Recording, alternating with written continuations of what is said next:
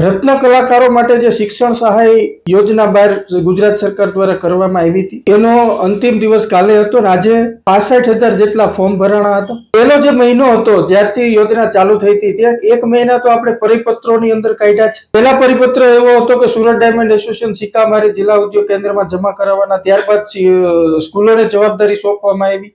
1 મહિના જેટલો સમય તો આપણે પરિપત્રોમાં અને રત્ન કલાકારોને ક્યાં ફોર્મ જમા કરાવવા એ માટે અસ્તમંજસમાં હતા. એ માટે રત્ન કલાકારો પણ સમજી ના શક્યા. ત્યારે ખૂબ જ ટૂંકા ગાળાની અંદર 65,000 ફોર્મ ભરાવવા એ ખૂબ જ ગંભીર બાબત છે કહી શકાય, અને સરકારે આની મંદીની ગંભીરતા સમજવી જોઈએ. સમગ્ર ગુજરાતની અંદર 1 લાખ કરતા વધારે ફોર્મ ભરાવાની અમને આશંકા છે, અને આ જે ફોર્મ ભરાણા છે એ ફોર્મ ને લાભાર્થીઓને તાત્કાલિક શિક્ષણ ફી મળી જાય એવી પણ અમે સરકાર પાસે અપેક્ષા રાખીએ છીએ. અને અમુક સ્કૂલો દ્વારા જે મનમાની ચલાવી અને ફોર્મ જમા કરાવવા નહીં આવતા એવી પણ ફરિયાદો ઉઠી છે. તો રત્ન કલાકારોને આવી જે રઝળપાટ થયો છે એની વચ્ચે આ 65,000 ફોર્મ ભરાણા એ ખૂબ સરકારે નોંધ લીધા જેવી બાબત કહી શકાય.